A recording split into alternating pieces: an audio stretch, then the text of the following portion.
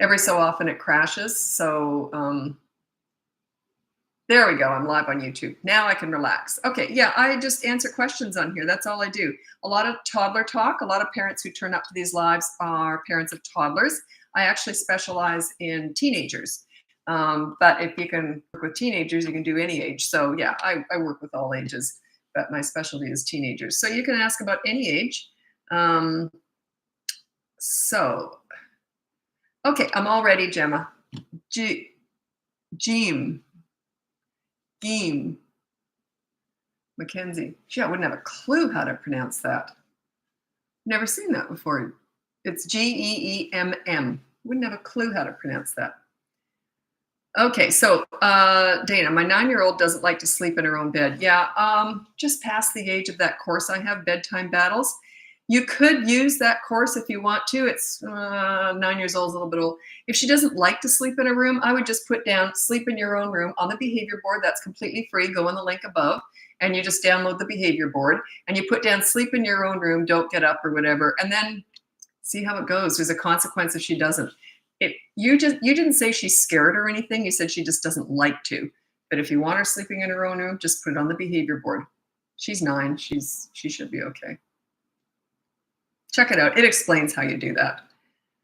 Okay, I have an 11. Geez, I'd like to know how to pronounce your name. If you could phonetically write it out, I'd really appreciate that. I've never seen that before. Like it's like you're from another country potentially, but Mackenzie is so North American, or you know what I mean? I have an 11-year-old who keeps getting out of bed and demanding another kiss and cuddle. He's crying. Geez, 2 older kids with bedtime issues. He is crying and getting hysterical. He's 11 years old. I would want to know why. I'm just curious. Why at 11? Did he always do this? Did something happen? Is he having problems at school? Is he getting bullied? There's usually some underlying problem unless he's always done this. So yeah, I don't know. I can't answer that quickly on here because I don't have enough information. If you want my help with that, you'd have to hire me for coaching to assess it. I've changed the way I'm doing coaching now because I'm not always available these days. So you have to send me an email. I'm kind of picking and choosing because if it's something that I think you could just do with the boot camp course, I probably wouldn't take you on coaching because that boot camp course can solve a lot of problems. Might work with this one, but I don't know why he's upset. I'd want to figure out why he's upset. Anyway, if you want to hire me for coaching, you'd have to send me an email and then we'd go from there. Gemma. Oh, Gemma. Well, that makes more sense.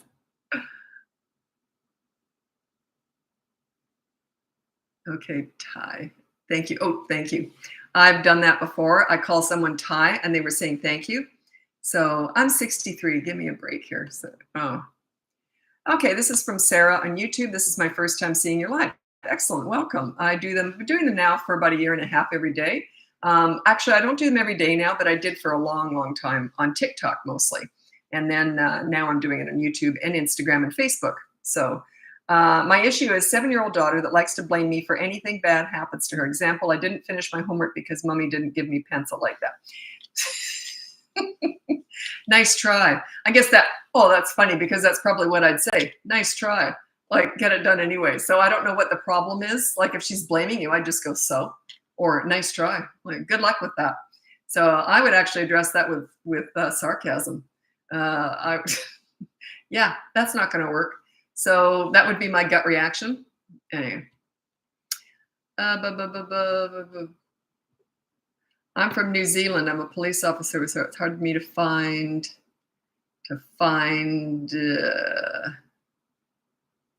Anyway, New Zealand. That's where we used to ski. We lived in Australia for a long, long time, and like about 20 years, and we used to ski in Queenstown. So I love New Zealand. Geez, Queenstown's beautiful. So pretty. They have that lake, Queenstown. If you don't know, it's in the South Island of New Zealand. And they have this really deep, like black-looking lake. But evidently it's because it's so deep, and it evidently never warms up because it's so deep.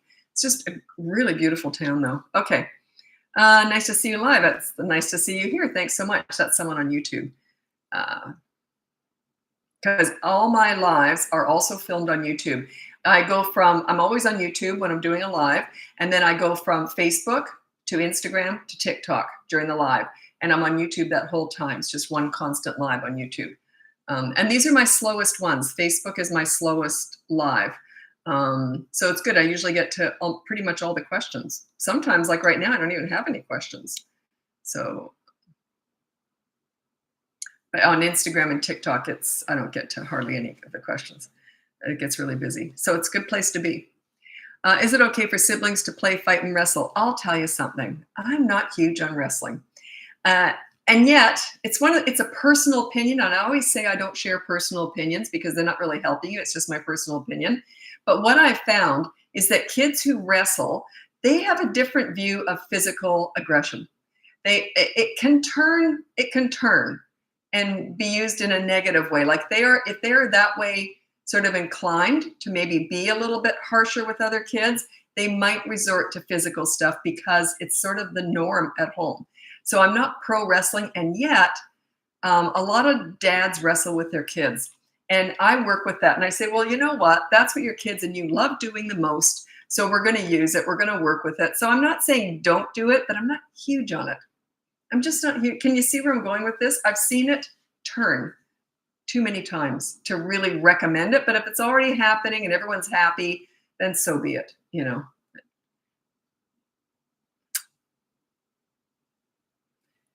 Okay. Okay. This is Joanna on YouTube. I have an 18-month-old who wakes up more than 3 times at night and wants to play. I'd like to know how many waking nights is too much of it. You don't need to do any of that. They want to play. So what if they want to? Doesn't mean you're going to. Do you know what I would do if they're 18 months old? I wouldn't really recommend my bedtime battles course. You might want to try it, but it starts at 2 and it goes to 8. It's one of my mini toddler courses in the link above or on description in YouTube here. So if they're 18 months old, I would just go, if they wake up, I would just go in there and say, you're okay, pat them on the bum or whatever, pat them and say, you're okay, good night. And then I would just leave. I would do that every 5 minutes and then lengthen the time you go in there. That's controlled crying. But if they're not in a crib and they can escape, then you might want to check out that course because that's all about them being in a bed and walking out. So yeah, you're right, sort of in between there. My 3-year-old's been wanting me to carry her all the time. It's getting annoying. Why is she being so lazy? That's not lazy. That's more comfort. And maybe she just likes the higher view. She's up a lot higher when she's being carried. I can remember that when I was a kid. I can remember I loved being carried when my dad picked me up because I could see everything. So maybe that's potentially it too. But yeah, just say, no, not right now.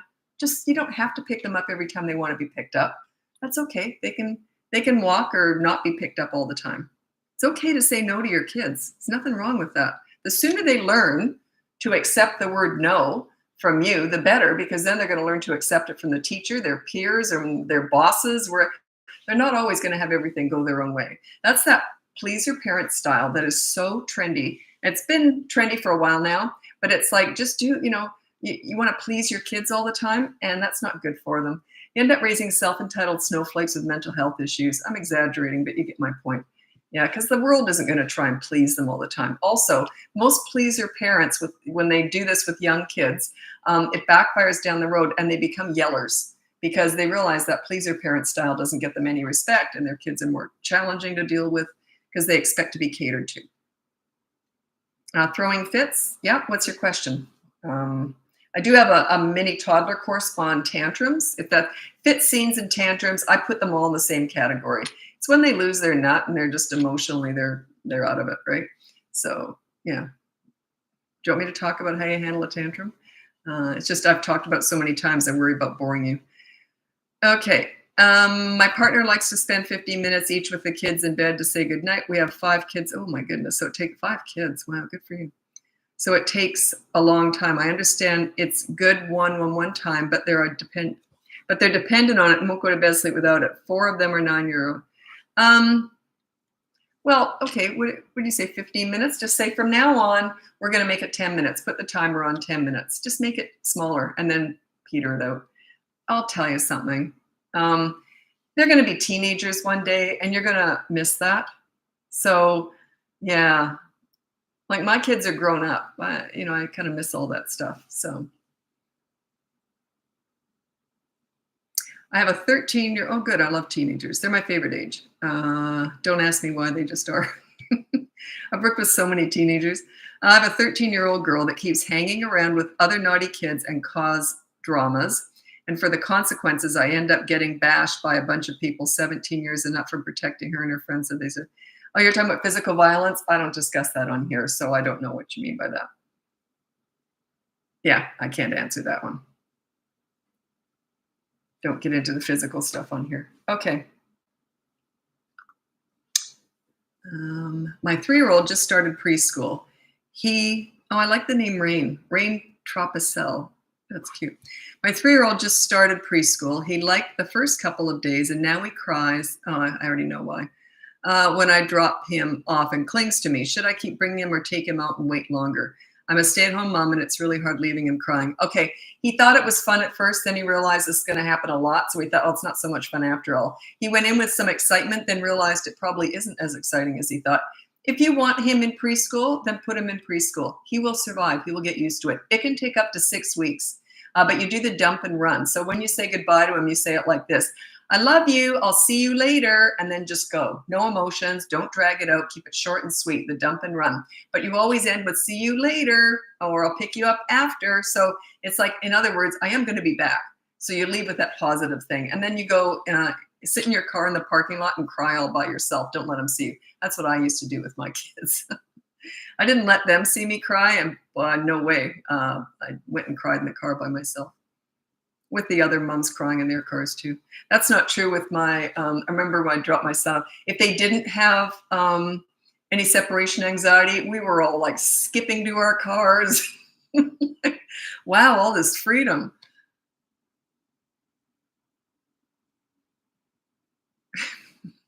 It's like when you go to the mall on the first day of school and all the moms are like just beaming. Like after the summer, right?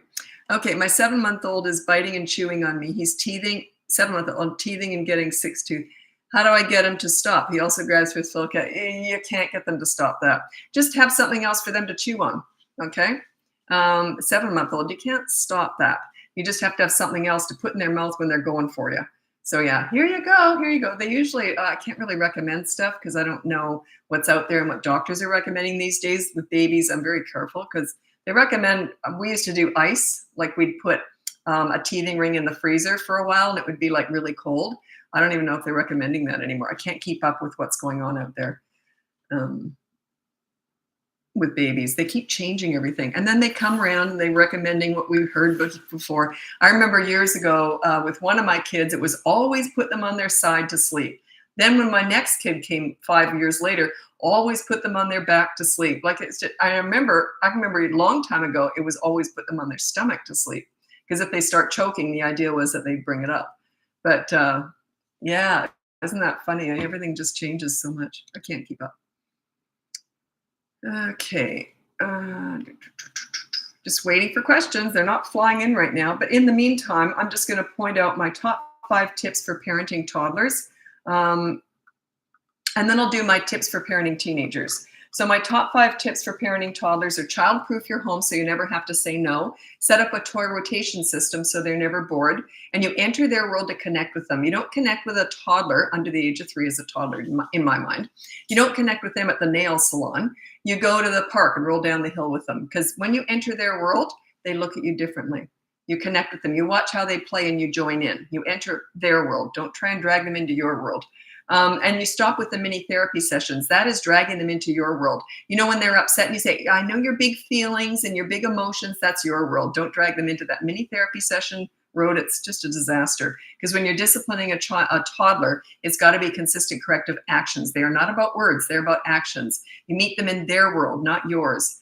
You know, that use your words, all that garbage, it's just ridiculous. In other words, be more like me. Find your inner adult. They don't have it yet. They're only 2.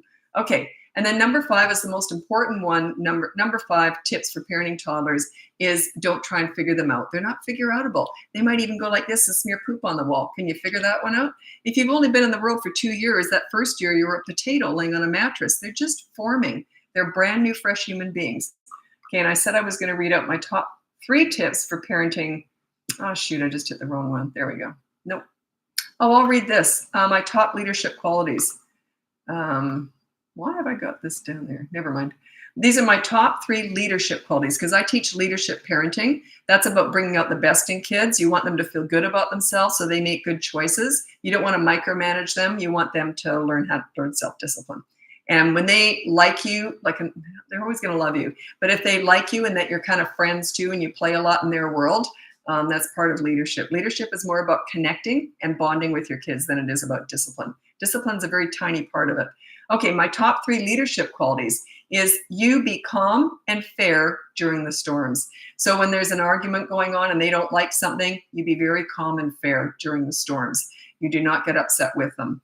Number 2 is you be crazy and fun during play. So when everything's great, you can do whatever. You can be crazy and fun and goofy like I was, very much so.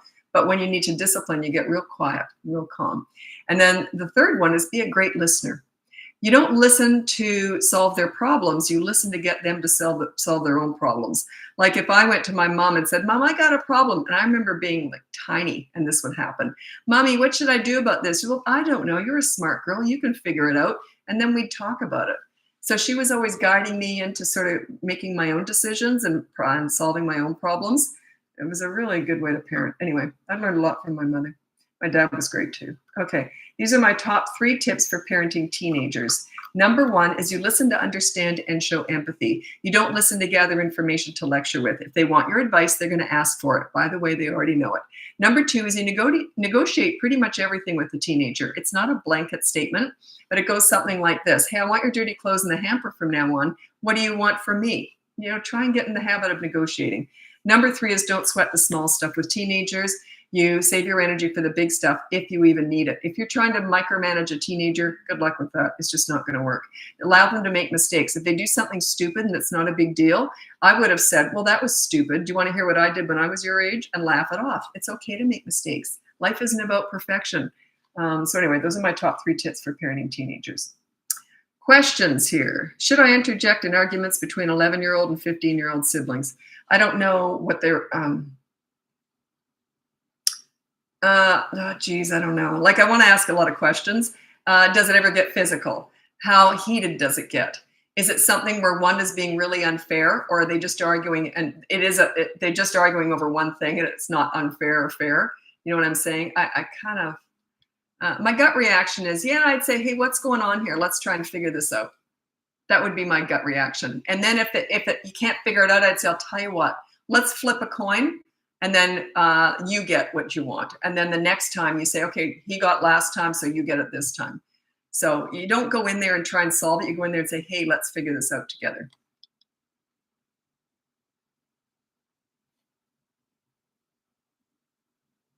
A 2-year-old that was breastfed still grabs for me when he's tired or upset. I've tried passive, but he won't take it. How do I break the cycle? Well, they're grabbing for you at 2. I don't know how long ago you finished breastfeeding. If they're still grabbing, it doesn't matter. I would just wear different clothes so there's no access. Because at that age, they can actually get into your clothes, right? What I did with my daughter, she was 14 months when I weaned her.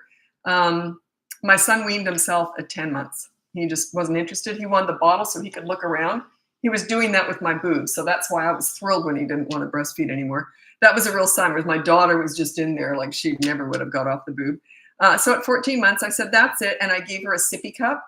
So I would suggest maybe replacing, whenever they go for the boob, you give them a sippy cup or something, maybe buy some crazy straw, something new and fun, and just say, no, no more. Just make it very clear that no means no. But with my daughter, I didn't sit down very often. I did it over, we were away for about a week or something. And so we did it then. So my husband was around at the same time. So I didn't sit down very often.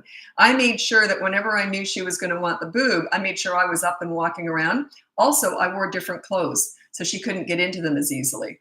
And whenever she did go, I'd hold her, but if she did go for that, I'd say, no, go see daddy. And then I'd give her something else to, like a sippy cup or something. So yeah, it's just a process. It's not going to be easy. Everyone wants to know, what do I do in 5 minutes? It's a process. Might take a few days, few weeks, whatever.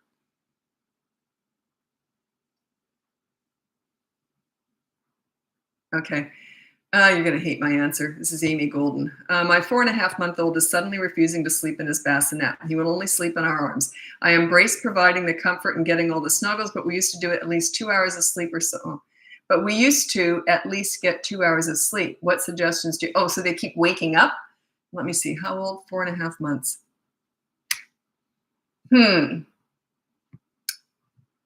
So, well, I don't want to tell you this, but yeah, you're not going to like this. I kind of do whatever babies want. It sounds ridiculous because I'm such a leader and all that. But with babies, you know, I always say with children, 16 months and up is a toddler, and that's like I kind of meet their needs and manage their wants. Under 16 months, I tend to meet their needs and meet their wants, because I am so hardcore bonding with them. Like that is my whole being is about bonding with that baby. So yeah, if they want to sleep in my arms, I did that with my daughter. She wanted to do the same thing. She slept with us till she was about 8 months old. I don't think we got a good night's sleep for 8 months. But yeah, so I can't really answer that. Yeah, I meet their needs and meet their wants too when they're babies.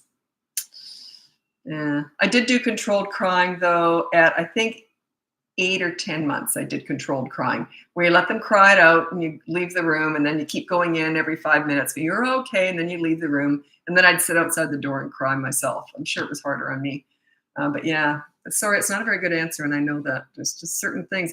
Babies, I have a real weakness for that, because all I'm thinking about is bonding with them and giving them whatever they want. If they cry, I pick them up. I had a friend once who said, "Why do you cry? Every time he cries, you pick him up." And I go, "Yeah, he's a baby. Wait till he's a toddler, you'll see a different mom." So, all of a sudden, I'm starting to teach him right from wrong, and no, you can't always get what you want. But when he was really little, yeah. How often would you rotate toys? Would you do it in categories, blocks, lights up, toys? So, really good question, actually. I mix it all up. So, yeah, it depends. Like, I do it maybe once a week, but my kids, we were out and about a lot. Plus, we lived in Australia, so we were outside a lot. So toys weren't as important there. But I would say with them, I did it maybe once every 2 or 3 months. But with other kids, usually it seems to be once a week or once every 2 weeks, depending on what your lifestyle's like. But yeah, don't get caught up in how to do it. Just do it. Like, just make sure there's not a ton of toys out at any given time. So don't worry about it. Don't worry about it. And I never take away anything comforting. Like if they have a stuffed animal, a stuffy that they love and it's comforting, you never put that away. I never put away love, like something that makes them feel comfortable. So yeah, there's no steadfast rule for that.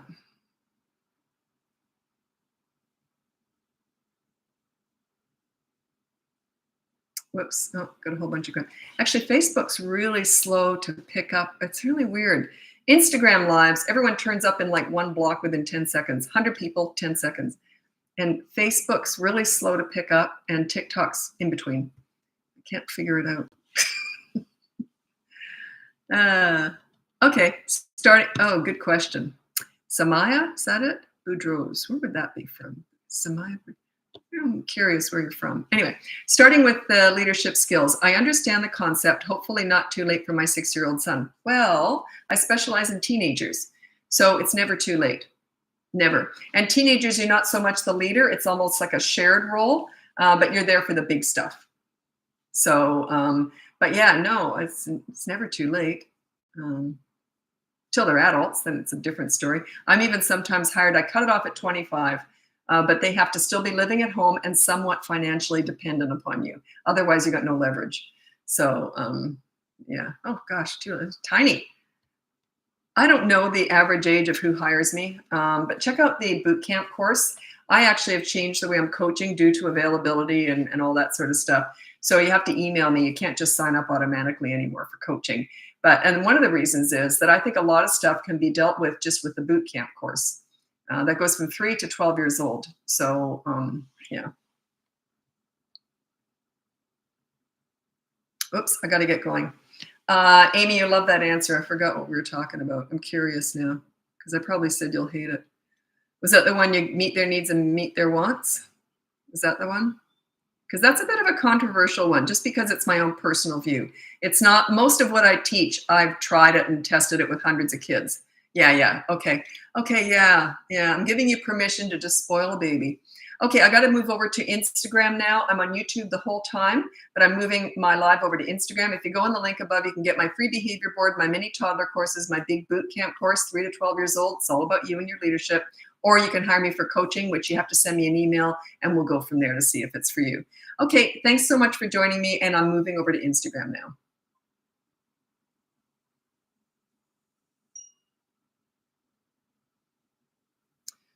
Sorry, YouTube. Just takes me a second. I'm having problems today. I don't know why. Am I on the right? Oh, yeah. Okay. I got so many channels. And I've got some personal ones mixed in there. Sometimes I turn up on the personal one by mistake. Stupid. And friends are like, what are you doing? What are you talking about? Okay. So now I'm on Instagram. Hello. Okay. Just looking at your names. On Facebook, I get a lot of real names. Instagram, a mix, real names and not. And then TikTok, it's mostly like a lot of numbers and different stuff. So it's fun to see some real names. Okay, so let's get going now with your parenting questions. That's what I'm here for. I just answer parenting questions. If you go on the link above, you can get my free behavior board, my mini toddler courses, my big boot camp course, or you can hire me for coaching. I've changed the coaching now due to my own availability and suitability because I want to make sure that that boot camp course isn't all you need. Because, yeah, if you see what I'm saying, like the boot camp course is pretty general, 3 to 12 years old. It's teaching you leadership. So, yeah, so you have to email me if you wanted to discuss coaching. You used to be able to just sign up on my website. You can't do that anymore. Oh, my voice has just been, I've been having a lot of problems with my voice lately. Talking too much. Story of my life.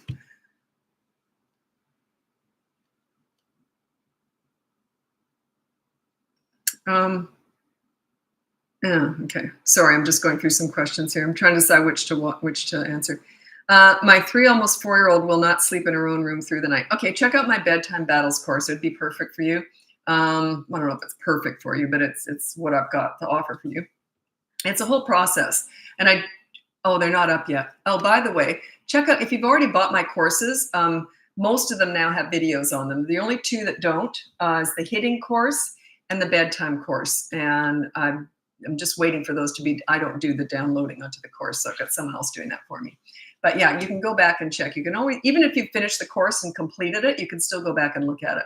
Anyway, check out the bedtime battles course because bedtime is twofold: how to get them in bed, then how to keep them there. So that's the hard part, by the way. Getting them in bed is easy. Keeping them there is the hard part. So yeah, check that out. It's a whole process, a whole system. Toddlers in a dance class that can't keep their hands to themselves. Toddler under the age of 3, that's what I consider a toddler. 3 and over, I consider 3 and 4, I consider a preschooler. So under the age of 3, they can't get. It's kind of normal. Yeah, I don't know what to say to that. What do you mean? They're just grabbing at everyone? Okay, toddler under the age of 3, they're all about consistent corrective actions. So you're just going to have to be right there and say no and just constantly move their hand away. It's the only way. Okay. Yeah, I don't know how to answer that one because I don't know how old they are. Okay, this is from Joanna on YouTube. How do you teach your toddler to play independently and the best activities keep them busy? Okay, just look up YouTube fun activities for toddlers. They have way more ideas than I would ever have. Anyway, so you get them to play independently by getting them started. So what you do is you go over and you start something with them, and then you say, okay, I'm just going to go do the dishes and I'll be back. You will be back, but you might not be back for an hour or so. So you get them started and then walk away as if you're going to come back, but then just don't go back. Some kids are never really good at independent play. My daughter was very much clingy. She wanted to be around me all the time. She was a super easy little girl, but she wasn't so much demanding, but if I wasn't with her, she'd just sit in a corner like this, look at me all sad. Whereas my son would go off and play for hours on his own, completely different personalities. So yeah, it's a personality thing. You know, they'll outgrow all that stuff. One day they won't want to be around you when they're teenagers, and you're going to look back on this clinginess and go, geez, I miss that. Yeah, 4-year-old wants attention 24/7. I'm very present with her. It's all about her all the time. Is that normal? It's normal if you feed it. Like with my kids, I played with them a lot. I was very into that. But then I'd say, look, that was fun. That was great. Okay, scram now. Mom wants some quiet time or just whatever. My mom used to say that, and I'd go off toddling. My kids were happy to go off toddling. So they've got to learn that they can't just have your attention 24/7. So you're probably feeding it too much. Plus, I don't know. It's about her all the time. I don't quite know exactly what you mean by that. Is she insisting that you play with her, or she's just hanging around with you when you're doing what you need to do? Like if you're doing the laundry, is she trying to drag you away from doing the laundry? Or like, I don't quite know what you mean by that. How do I teach responsibility of cleaning up after himself at 7? Use the behavior board. Check that out. It's completely free, or you can get the boot camp course. It also talks a lot about chores. So you put down clean up after yourself. Okay, so you decide very specifically what you want to do. Do not put down clean up after yourself. It's too broad of a statement. It's too general. You've got to be very, very specific. So if you just want him to make his bed and put his dirty clothes in the hamper every morning, put that on the behavior board. Every morning before 10 a.m., you have to put a time limit on it. Otherwise, they won't do it all day and they'll do it at, like late at night. So you say every day before 10 a.m. or whatever. The reason I say 10 is even if they're going to school, it covers the weekends too, right? So you have to make your bed and put your dirty clothes in the hamper, something like that. If not, there's a consequence. Check it out. The behavior board's completely free, or you can check out the boot camp course. That's from 3 to 12 years old. Goes into all that also, in more detail, obviously. Toddlers with sibling rivalry. Okay, the worst thing you can do is do one-on-one time with children. When they're not getting along, you do one-on-one time, you're building resentment. So play with them all together and always play to the weakest link. Play to the youngest one's abilities. So you don't play where the older kid can do something the little one can't. And you never do anything competitive. Like don't pull out the Monopoly board if you're playing with your kids. Everyone knows who's going to win the first round around the thing there. So yeah, don't play anything competitive. Look up silly games with toddlers, silly things to do. We used to do the mini Olympics, so we'd hop around the house, see who could do that the longest. And they bonded by laughing at mom, because everything we did was playing to them and their strengths, not mine. So how long could an old woman, or not then, I wasn't old then. I am now, but I wasn't, like in my 30s. How long could I hop around on one foot compared to little kids? So they always win, and they always won at every game we played. But they were fun. They weren't like really clear winner or loser. So yeah. Doing the independent one-on-one time builds resentment. Head banging while throwing a tantrum for an 18-month-old. Yeah, most of them do that. I mean, it's just the way it is. So you might want to check out my toddler tantrum busting course. It goes into that. You physically restrain them. You always ignore a tantrum. There's a way of ignoring it, but you always ignore a tantrum, but you physically restrain them if they are harming themselves, harming someone else, or damaging property. You still don't talk to them or look at them. You're just physically restraining them. 18 months, I'd pick them up and have them facing away from me, and I'd probably put my hand on the back of their head so they can't headbutt me.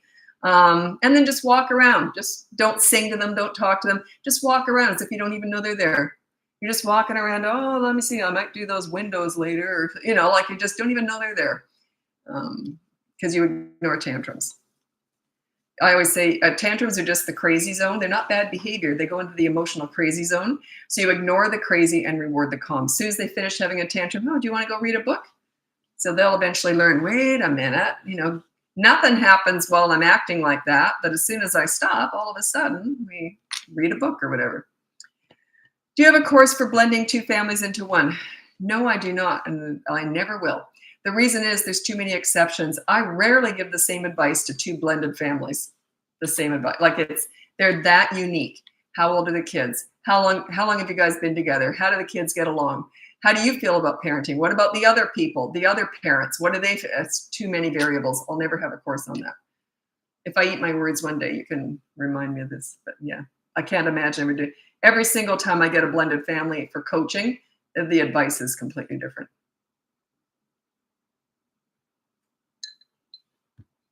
And that's kind of selfish on my part. I do have some general advice, but when I'm coaching, I like to make a difference. I don't want to waste my time or your time. So with a course, it's not going to work. So yeah, I couldn't imagine doing a course on that and really believing in it and thinking, oh, this is going to work for everybody. Can't imagine that. Oops, sorry. I turned the whole camera down, but I was just trying to scroll Okay. Blah, blah, blah, blah. In the heat of the moment, when boundaries are being enforced, I start to feel as though I'm being too harsh and want to give up. Any advice? Well, you already kind of gave me a clue there. You said in the heat of the moment. There should be no heat. There should be real calm. So, yeah, boundaries are being enforced. I said, I don't know what you're doing. What boundaries are being enforced? How old are the kids? You worry that you're being too harsh. This is just a kind of seems like it's not related, but it kind of is. If you know you're being fair and reasonable, then just stay calm and follow through. If you're not sure, then you might want to reassess things. My son was 15 and he was kind of upset with me over something. And I said, what's going on? And he said to me very seriously, he was 15 years old. And he said, you've been a very difficult mom. And I was like, what? I thought it was great. And I said, what? And he said, because I could never, he obviously needed to rebel. There was something in him. He needed to rebel. And he says, because I can never rebel. You're too reasonable and easy to talk to. So what I said, okay, go clean your room. And he never did. Rebellion taken care of. What I felt like saying is, what are you, nuts? What are you talking about? But I didn't anyway. So yeah, make sure you're being fair and reasonable. If not, you want to assess what you're doing. Oops, I got to scroll ahead because some people come and go. So I don't want to answer questions when the person's left. Whoa, there's a lot there. Okay. Whoa, geez, a loo. Okay. Help with staying calm.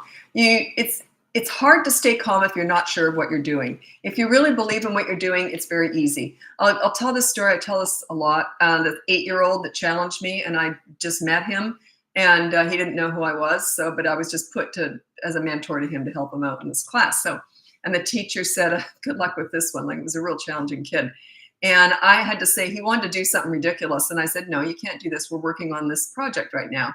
And he said to me in the filthiest look, he said, just the way he looked at me, I'd never been threatened like this before. And he was only 8. And I used to work with troubled teenagers, like delinquent teenagers. I've never been threatened like this before. Anyway, and he looked at me and he says, if you don't give me what I want, I'm going to have a fit. And I said to him, bring it on. No facial expression. Bring it on. And he went like that, and he never did. So the reason why I could stay so calm is I know how well it works. If he'd had a fit, I know how to deal with it. I was almost hoping he would. Then I could really show him who the leader is, because I know how to deal with that. But he didn't, and I never had a problem with him. But yeah, if you have the confidence in knowing what you're doing works, it's easy to stay calm. Okay, maybe it's not easy, but it's easier. You'll get better at it. Just fake it till you make it.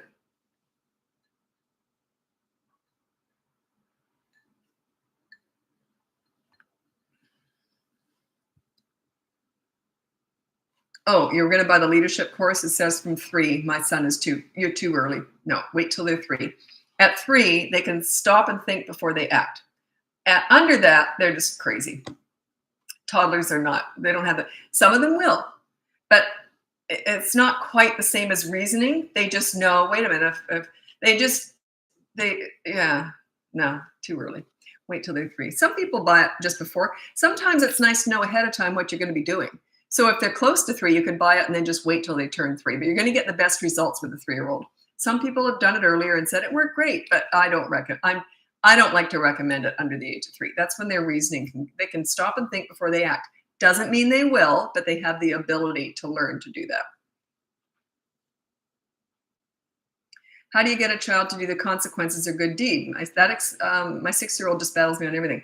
Okay, you didn't look at the behavior board, obviously, because there's 2 consequences. The first one is the positive action. If they won't do that, then you do the negative deprivation. You take something away. It's usually media blackout for 24 hours, and it's their choice. They can either wash a window or no screens for 24 hours. It's up to them. They'll eventually learn, and it's going to get ugly initially. Usually gets worse before it gets better, because once they realize, hey, wait a minute, I'm not in charge anymore, they're going to fight to get back that power. Yeah. But anyway, it does get easier. So yeah, that's why there's 2 consequences.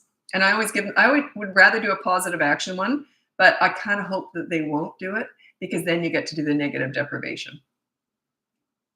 And that sort of starts the ball rolling, like, hey, things are changing now. I'm in charge now, not you. By the way, it's completely different with teenagers. So if you have a teenager, it doesn't work like that.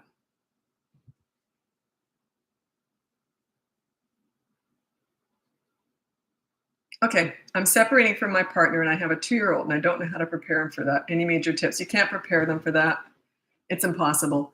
The only thing I can I went through it with my kids. They were older, but I still went through separation. My kids were 9 and 14. And I would say, and my daughters often said that they never suffered like it was just smooth sailing because we always got along. And he used to come over every night for the first week or two just to sort of transition easier with the kids. Then they got to the point they asked they asked me to tell him not to come over every night for dinner because they felt like they had to entertain him. They couldn't go and do what they wanted. Otherwise, it would just be him and I sitting together every night. We didn't want to be together. So anyway, it was quite funny. Make sure you always get along. They don't care if you're together. They just care that you get along. When you fight, it scares them. That's the most important piece of advice I can give you. Love your children more than you hate each other. A lot of people have said to me, aren't you lucky you guys were friends? No, it was 20 years ago. We're still not friends, but we've never had a problem getting along. I never think of him as my ex. I completely don't think of him that way. He's the father of my children. And I'm sure that's the way he thinks of me too. We always put the kids first. If you do that, you can't go wrong. Kids will flourish in a separation so long as you make sure you put them first and you never fight in front of them. 28-month-old still 29-month-old still breastfeeding. Need them to stop. Yeah, just stop. You just got to do it cold turkey. Replace it with something though. Get like a whole bunch of sippy cups or something and do what I did. Wear different clothes. Don't sit down very often and just be willing to go through the scene. They're going to have a scene for a while and that's okay. It's just part of it. Not everyone wants this. How do I do it with no scene whatsoever? Scenes are where the lessons are. Fit scenes and tantrums are where the lessons are. And not all kids have that, by the way. My daughter never had a tantrum ever. My son did. But don't be afraid of those scenes because behind every scene is a lesson if you handle it properly. And I've got a course on that if you want to know about tantrums. And I talk about it all the time. I got lots of videos on tantrums. Whoops, I got to scroll ahead because people come and go. So I've got to make sure that any advice on taking away pacifiers? Yeah, do like I did, pull off the Band-Aid. I did it with my son. He was 18 months old. And I put all of his dummies in a little bag. And I picked him up and I gave him the bag. And I says, okay, bye-bye.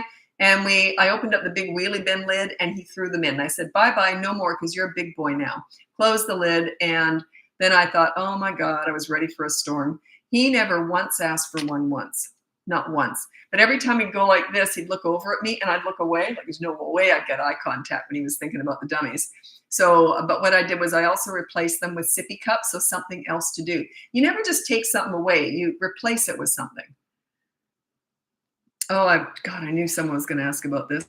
Advice to stop 2.5-year-olds stop sucking thumb. Again, replace it with something else. That's a tough one because you can't take their thumb away, can you? But you can try every time they put their thumb, say, no, here you go. You can have this instead. Give them something else to do.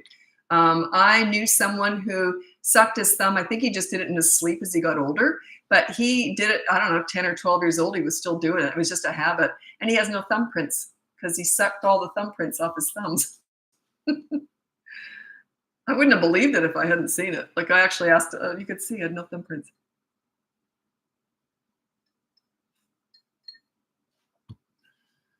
Okay.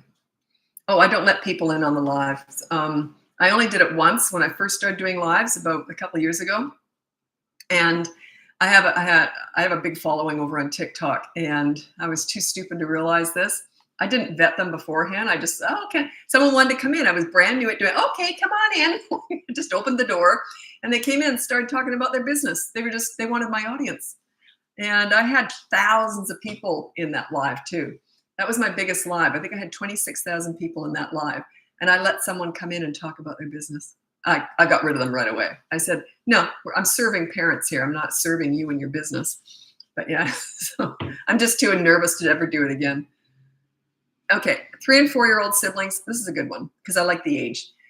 3 and 4-year-old siblings always arguing. Okay, so how to teach them to share. They can start to learn how to share at this age, 3 and 4 years old. Anyway, this is an example of how you do it.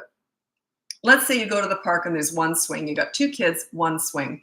You say, I'll tell you what we're going to do. I always talk like this when I'm coming up with an idea. It gets kids to listen. Tell you what we're going to do, okay? I've got the timer here. I'm going to time this. So every turn is 2 minutes long. But whoever goes first only gets 1 minute. So going first is great, but you get half the time. Okay, we're going to flip a coin or whatever you're going to do. Flip a coin and see who goes first. And you're teaching them how to learn how to share. So what'll happen though is okay, he won, he got first choice, he goes on, okay, 1 minute's up, okay, off you get. And then you switch over. They'll just get so bored with that, they'll end up doing something else anyway. So yeah, it's you taking charge and showing them how to do it. Don't just tell them. A lot of parents just tell kids what to do. You got to actually be in charge and do it. Help them learn how to do this. You got to practice it. I don't know why my hands were going like crazy there. Okay. My almost 3-year-old bites himself and he doesn't get what he wants. How do I help him? Oh, just say no when he goes to do it and physically restrain. They're only doing that to get attention, by the way. So you got to address it. If they're hurting themselves, hurting someone else, or damaging property, you have to physically restrain them during a tantrum. So yeah, some of them will make themselves throw up. They'll go after you. They'll throw something at the TV, anything to show you that they want to be in charge. So yeah.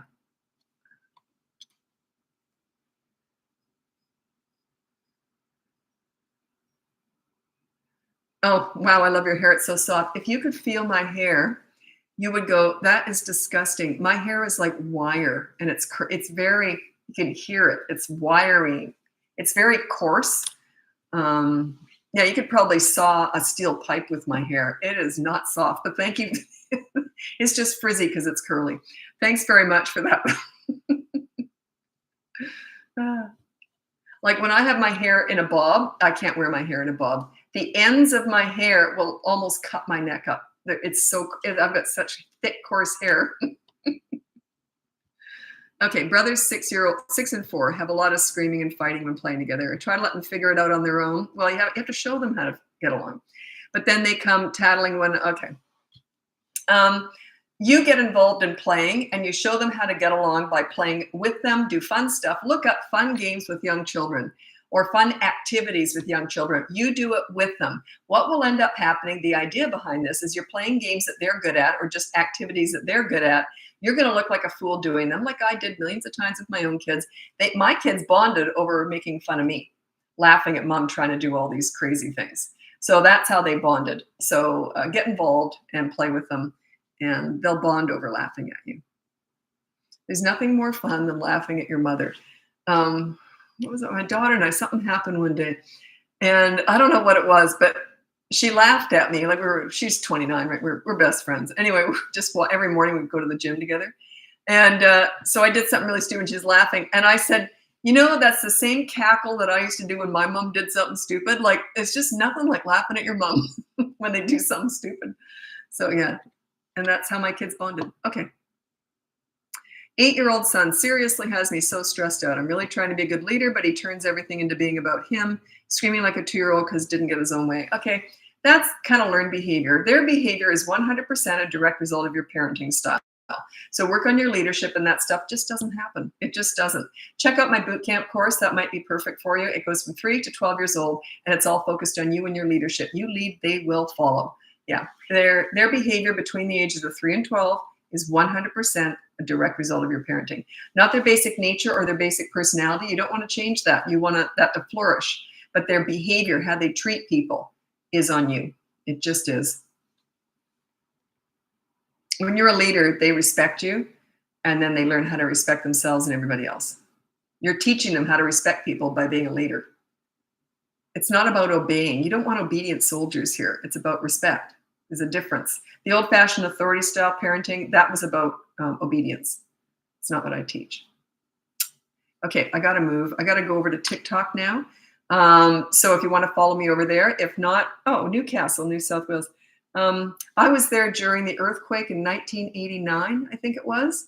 I was in the western suburbs in Sydney, and I got knocked down. You might not know about this, but there was a big earthquake in Newcastle.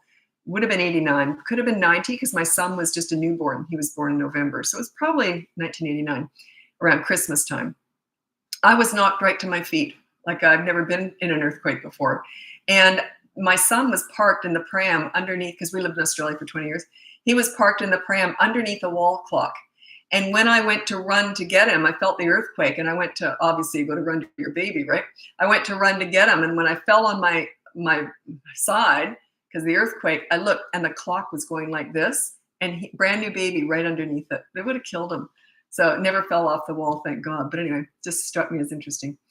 The earthquake memorials. Yeah, it was a horrible earthquake. Anyway, I got to go over to TikTok right now. If you want to join me over there, do so. If not, I'm on YouTube the whole time. And you can check out my link in the description there, or bio, whatever. And you can get my free behavior board, my mini toddler courses, my big boot camp course, or coaching. I've changed the way I'm dealing with coaching because of my availability. It's getting more difficult for me to take everybody. So you can't just sign up automatically.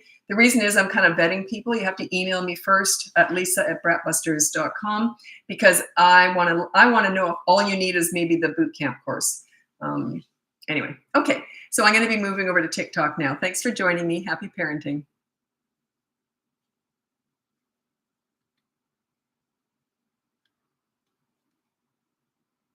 I haven't done a live in 3 days. I feel out of touch.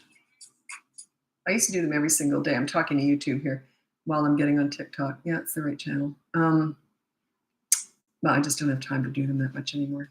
I do enjoy doing them. They're very relaxing.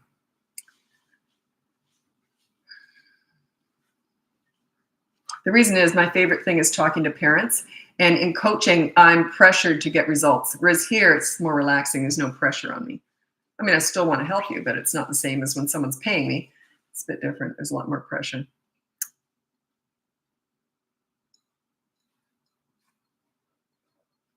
Okay, people are just turning up. While we're waiting for people to turn up, I'd love to know where you're from. I'm here in Vancouver, Canada. Hello, Dot. Haven't seen you for a while. Dot. Anyway, what was I going to say about that? No, I can't remember. Never mind. Not about Dot, but about me. Oh, yeah. My name is Lisa. I'm a parenting coach, and I'm just here to answer your parenting questions. Because someone on Facebook, I think it was, said, who are you and why are you here? I never introduced myself because I do this so often. I thought that when people turn up, they've probably already been here before. But anyway.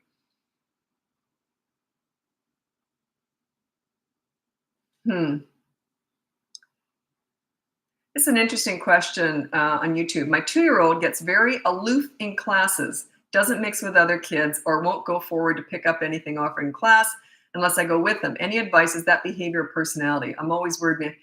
I think you're overanalyzing this. I'm going to read out my top 5 tips for parenting toddlers.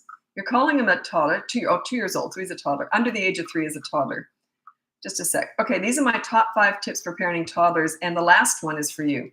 Number 1 is you child-proof your home so you never have to say no. Number 2 is you set up a toy rotation system so they're never bored.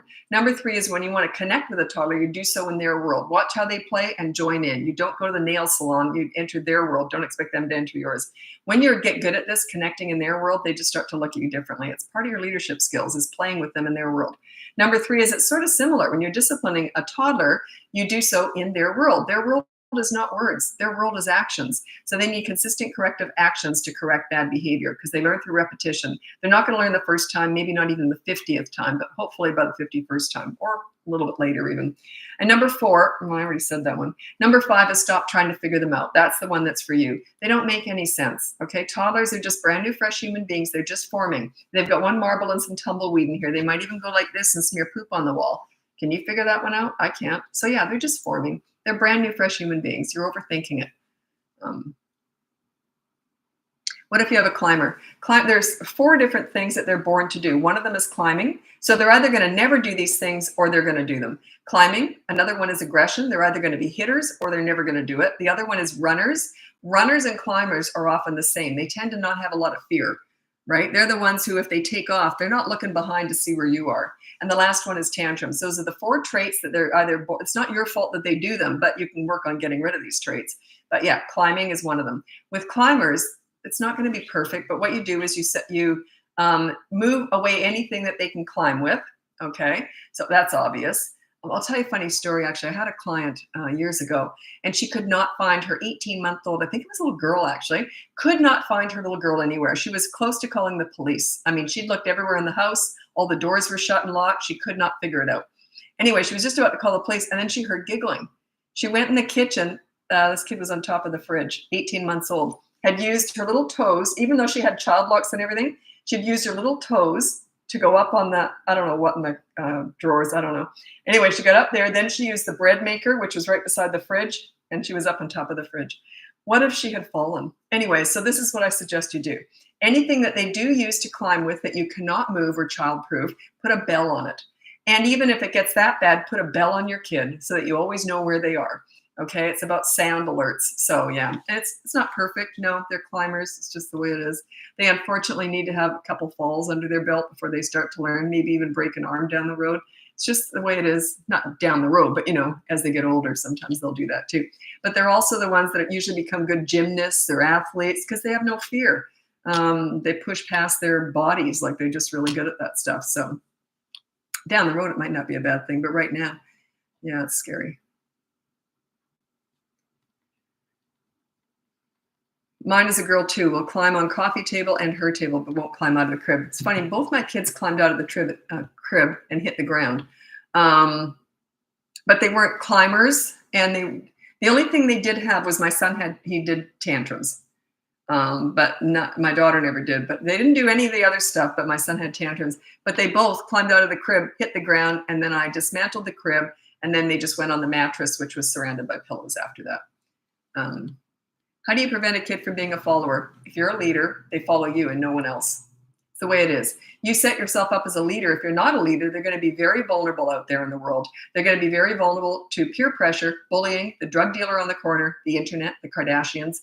They're going to follow anybody out there. When you're a really good leader, they follow you. Even throughout the teen years, they're going to come to you with the big stuff. They just do, because you've been their leader all those years and you're now their leader. They just follow you. Or they go to you for advice when they're older, like when they're teenagers.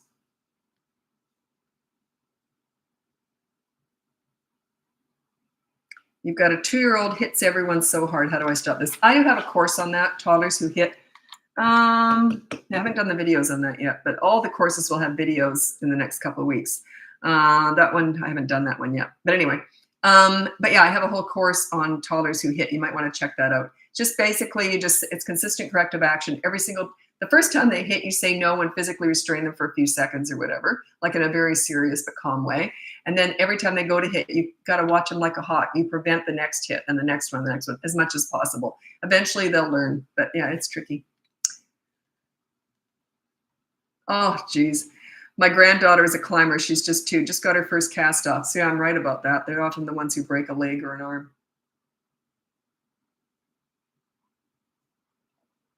This was horrible. My son was 12 or 13, had this friend over, and we had an extra bike. I just got my son a new bike, so we had an old bike. And they were those low kind of bikes, I don't know what they're called. But, they're not like a real high, like a big, I don't know what bikes are. Actually, I'm a cyclist, but I don't know the name of those smaller bikes. What are those called? The ones where they go to the bike parks with, those kind of bikes? Anyway, my son didn't do that, but it was that kind of bike. So anyway, he had a friend over, and the friend didn't have a bike, but he knew how to bike ride. But they were like 12 or 13. They weren't like little.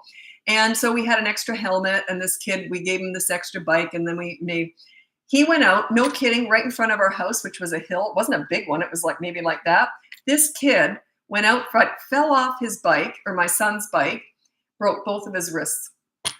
Like that, just like that. BMX, thank you. Just like that, broke both. Oh, I felt horrible. We had to call the mother. She had to take him to the hospital. He had 2 casts. Now, think this through. You're 12 years old. Your dad's at work all day. You have to stay home with your mom for the first week or so. How do you go to the bathroom?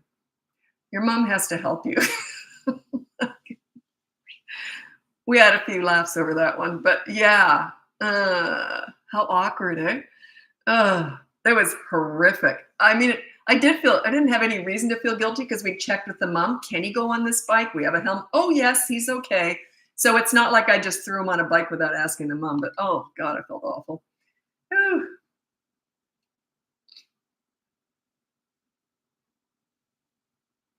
How do I get my toddler to go to sleep in her own bed without her screaming until she's sick? You're going to hate this answer. Anyway, I do have a bedtime battles course. It teaches you how to get them in bed, then how to keep them there. Toddler, okay. You have to be willing to let her get sick. You go in there, clean it up, and then put her back to bed. Because if she's getting herself to such a state that she makes herself sick, it's just a battle. It's just a battle. It's okay that she got sick, that she's probably going to survive that, but you have to be willing to let them do, sometimes they'll be in bed and they'll use anything to get out of bed. They'll do anything to manipulate you to get out of bed. Some of them will say, I have to go to the bathroom. Well, you know they don't really have to go, but they'll force out a teaspoon or like a bucket maybe of pee. And I always say, let them do it. And then you go in, don't punish them for it, because you never punish bodily functions. Go in there, clean it all up, and put them back to bed and keep the bedtime battles process going. So it's the only way to do it. Or else just keep getting up and letting her stay up all night. That's your choice. Like, there's nothing you can do. If you're not going to call her on that and let it happen, I can't help you. Like, you can't prevent her from getting sick other than getting her up, right?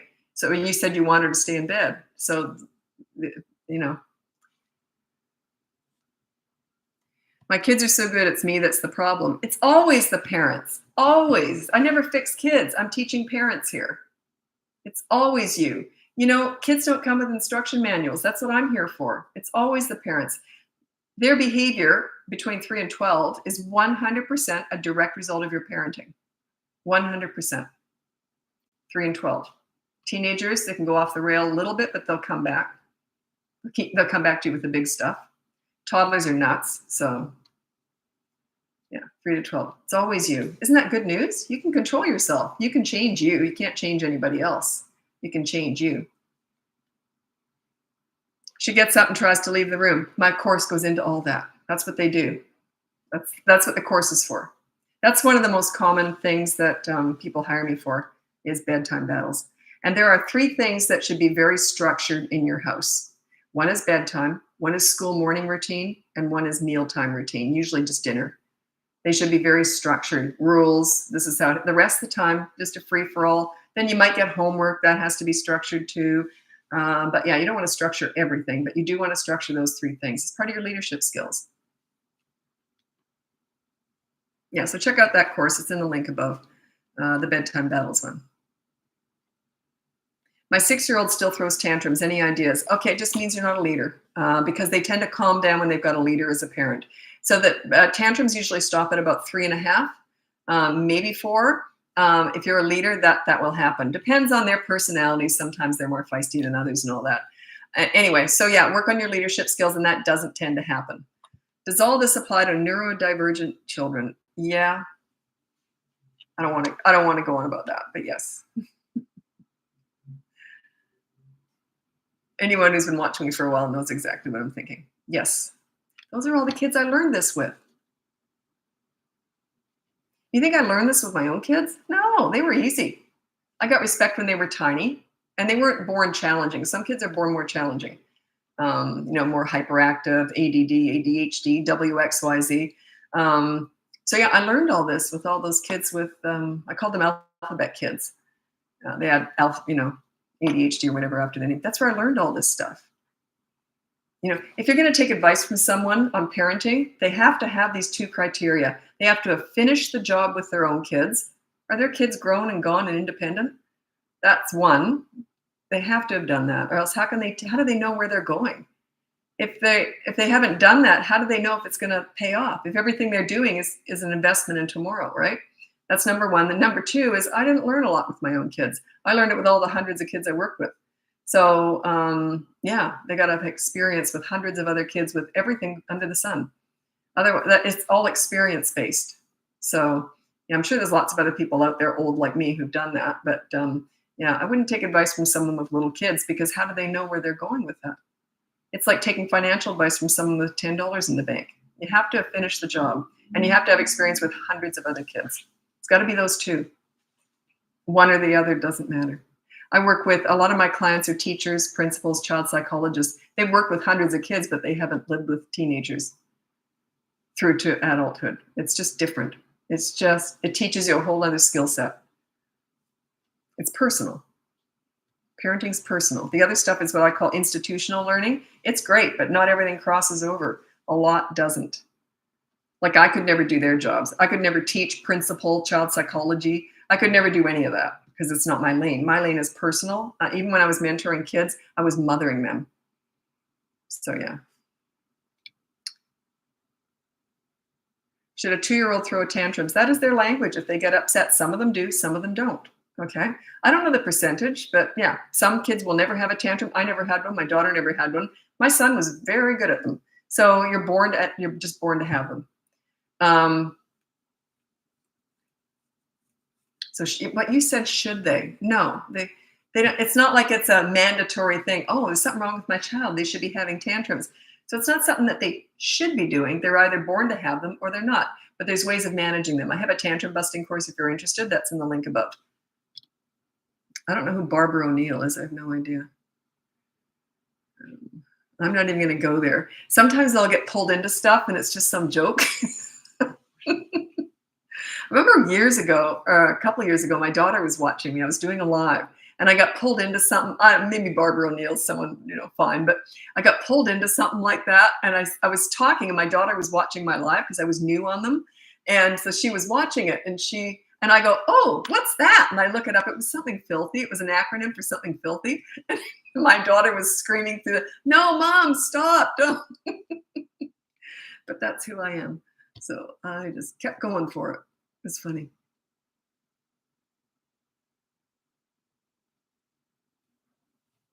Thanks for the advice, but she runs to the door and opens it even if she wakes up in the night. Yeah, they're going to do that.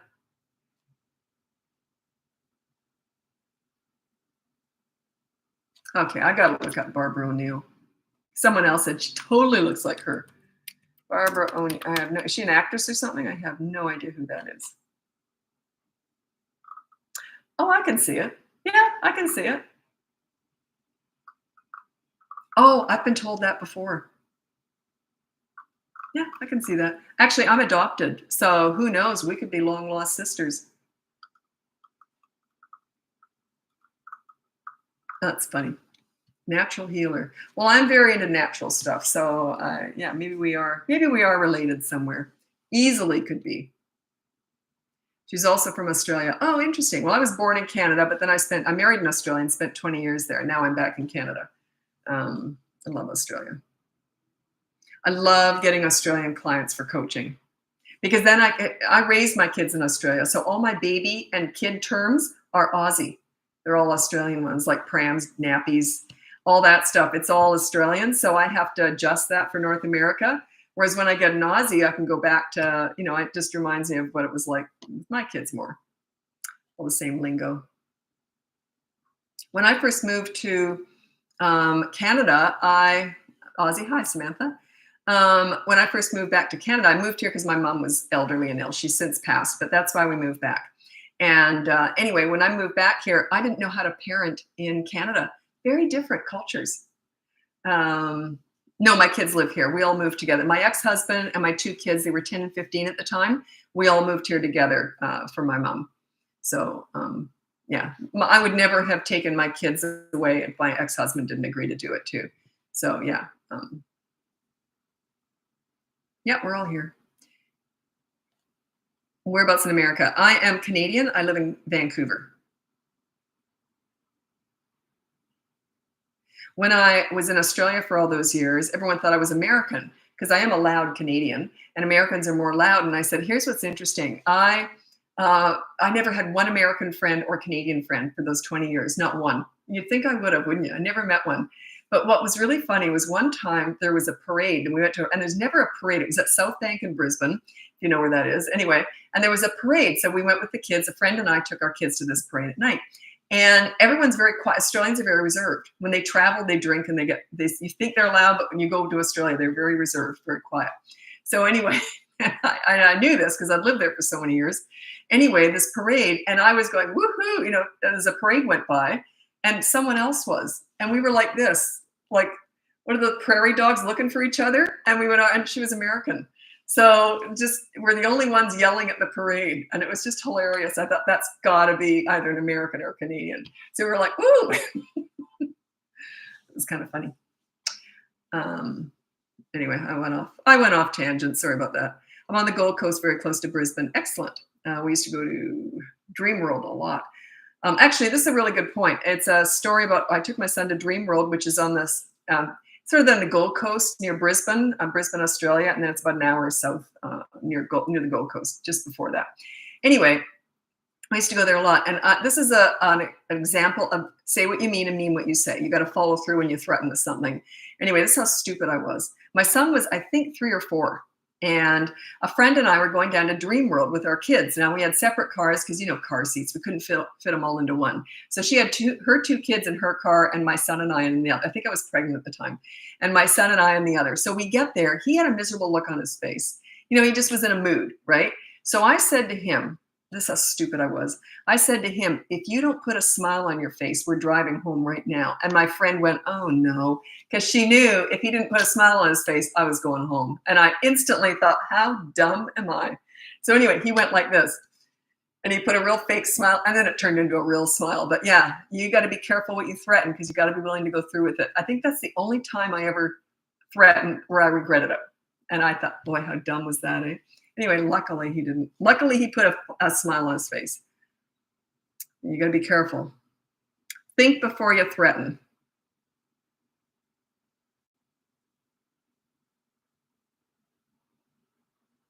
Can never tell the difference between Canadians and Americans.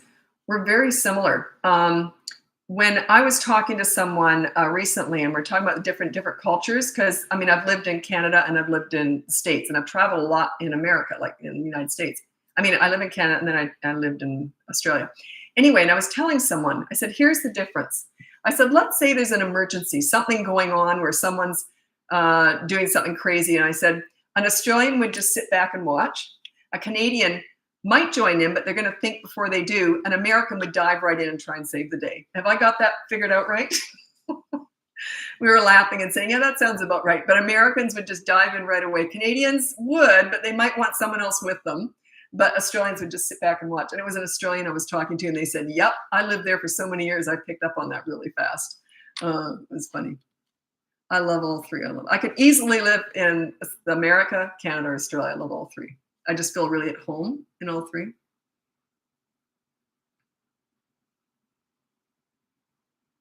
Any tips for parenting in Canada? My family and I are moving there soon. You'll find, and every district is different too. My kids both went to different high schools, very close by, like very nearby, but they chose them. One was a smaller one was a bigger one.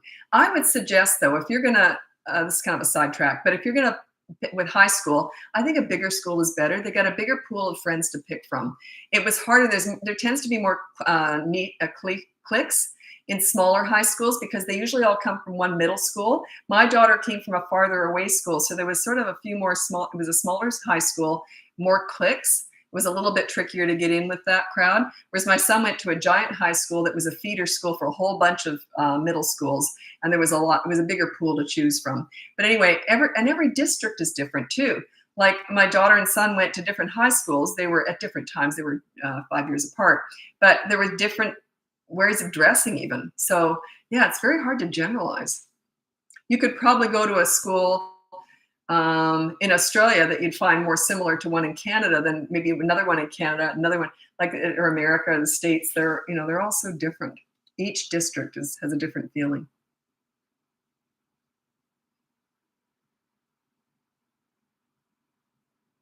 Fair analogy about the Americans, the Canadians. I'll be honest, if I was in trouble, I'd probably want Americans around.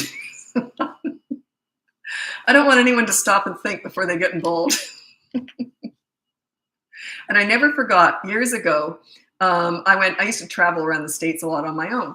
And I was down in San Francisco, and I just went to the beach. I was going to be flying home the next day, and I didn't have somewhere to stay that night. I hadn't booked a hotel. So I'm just at the beach, and it was near a really expensive suburb just over the bridge. And that beach is near there. And I met this couple, and they were with another couple. We just started chatting, and I was on my own.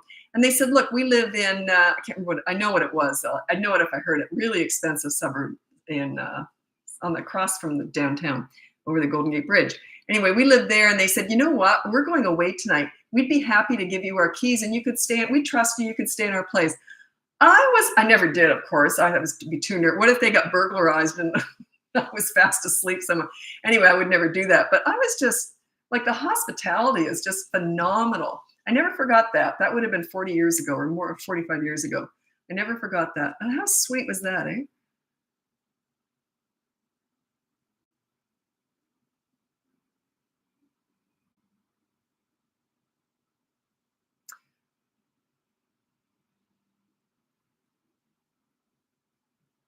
Sorry, I'm just looking between YouTube and TikTok. Yeah, that would have thrown me so generous. Yeah, I was just floored by that. They were just the nicest people. And I did end up driving past their mansion. It was gorgeous. I probably should have taken them up on it.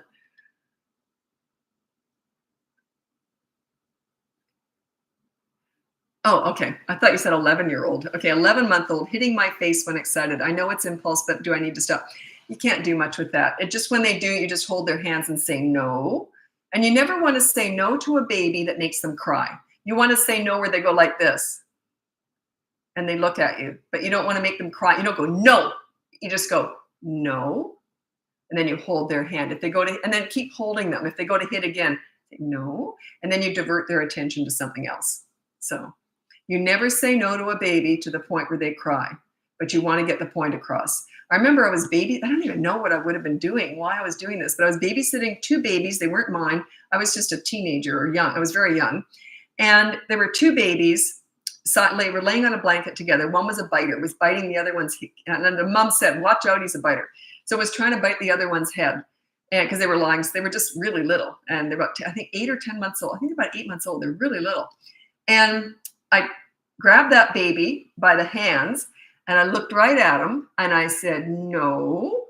And then he went to bite again and I said, no. And he was just looking at me like this. And then he went like this. He went and stopped himself. I have never seen that before in such a young baby. Like after a couple of times, he learned. Doesn't mean he wouldn't bite again, but in that moment, he didn't bite. I was shocked at that. I thought he was too little to learn that, but it was just the way I went, no. And then he went and no, and then didn't do it again. Isn't that amazing? Of course, he was probably biting after that, but when I was right there, he didn't try and bite again.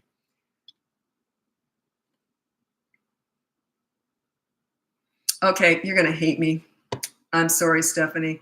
2-year-old bullies are a very patient toy poodle. Help. If you can't keep the dog safe, I would rehome it.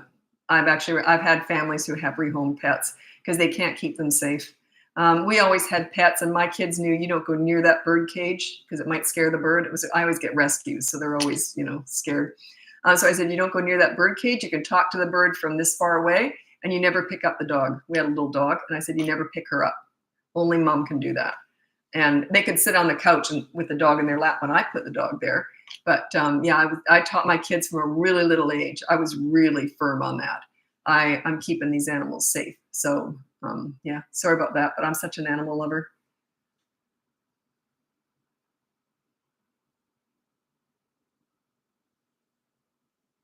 Yeah, the word no is underrated. And the word no, they don't really listen to you so much, but it's more about your tone of voice, your eye contact, like when you're saying no to a baby or even a little kid.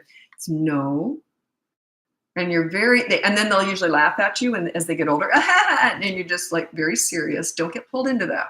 They're just trying to see, what's going on here. So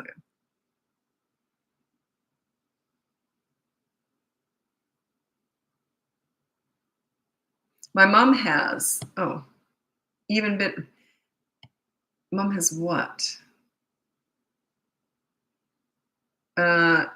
She was in childcare for 35 years, but unfortunately she's 75, so not the advice I need.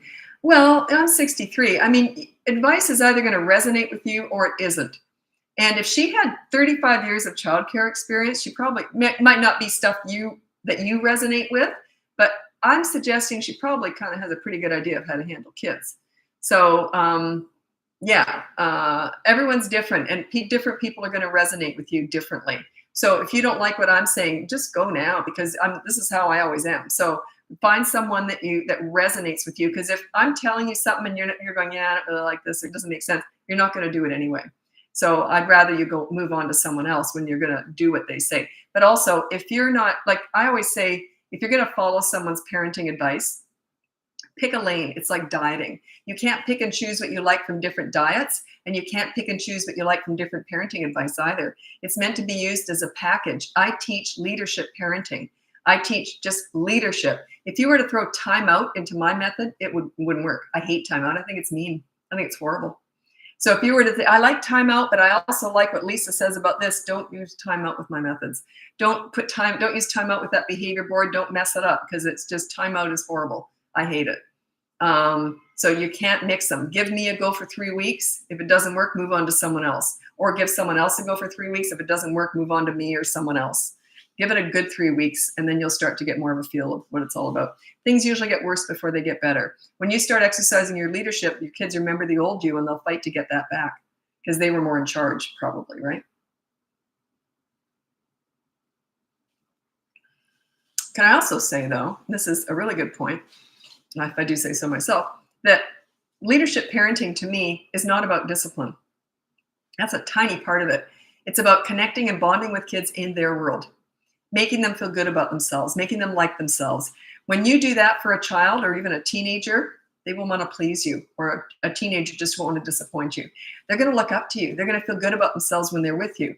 If you're the source of that high self-esteem and them liking themselves and being proud of themselves, they're going to want to please you. Just everything. Then you don't even have to discipline. Kids generally don't disrespect someone they look up to. It's very rare. Very rare. Think about it. You ever look up to someone? Don't you treat them really well? If you look up to someone, maybe a teacher or a coach, someone that you really admired, a grandparent, a parent, someone that you really look up to, would you disrespect them? Probably not, right? So my point with this is that's why I didn't have to discipline my kids, because I got respect when they were tiny and sailed right through the teen years. Very rare did I ever have to correct anything.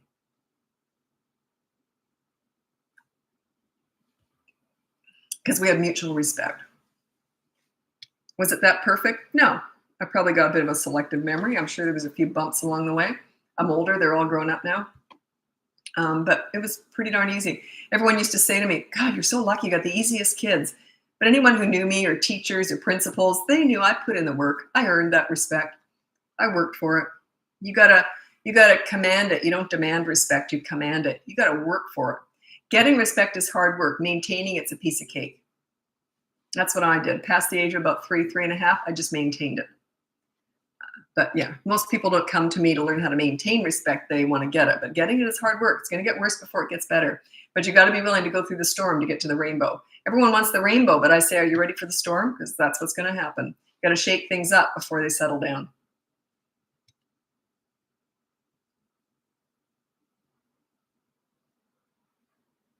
What was the overall feeling of your home? I'll tell you a funny story, actually. It really explains it. My kids and I were visiting my mom. The kids would have been 9 and 14. And we were at my mom's house. And we were there for about a month. And in Canada. We ended up moving back here. But this is before. So we're visiting from Australia. And her neighbors, and every time she's out in the back garden gardening, they'd say, are you having a party every night, Lil? And she goes, no, why? And they said, well, every single night, all we hear is loud, loud, laugh, laugh, loud, loud, laugh, laugh, like every single night. So we had a lot of humor. We were very loud and we had a lot of humor. It was fun. So, but yeah, I just was surprised at that. I thought, I wonder if the neighbors, and I remember when we were living in Australia too, I had a neighbor say, every time you and the kids are out in the pool, I feel like a bad parent because no one has as much fun as you do with your kids. We had a blast because I didn't have to do any disciplining. We had mutual respect. But yeah, I'd say fun, a lot of humor. Okay, I'll just end it there because I got to get going. I got lots of stuff to do. I've changed the way I'm coaching now just for time crunch stuff. And also, you can't just sign up for coaching on my website anymore. You have to email me first and we'll go from there because I want to make sure it's a good fit because of my time, my availability. Also, the boot camp course, 3 to 12 years old, might be all you need. So, but if you say something that's just off the charts, a little bit more challenging, then I'll say, yeah, coaching might be for you. So I want to make sure it's a good fit and that I've got time, right? So, and if you're in crisis, please put, I don't get to all the emails every day, but if you are in crisis, please put crisis. And by crisis, I mean life and death stuff. because I specialize in troubled teenagers and or abused kids. So put crisis in the subject. So I'll look at that right away. Anyway, thanks so much for joining me, and love from Sydney. Oh, my son was born in Sydney. I was only there for 1 year. Then we moved up to Brisbane. Anyway, I love Sydney. I love Australia. I miss it. Okay, boot camp for 25-year-olds. Sure, go ahead. You can just get that same one. It'll all be the same information, getting you in bed, keeping you there. Well, that might be a bit weird, but anyway. Okay, so thanks so much for joining me. Check out the link above. You can get my free behavior board, my mini toddler courses, my big boot camp course, so you can hire me for coaching. So we'll talk to you later. Happy parenting.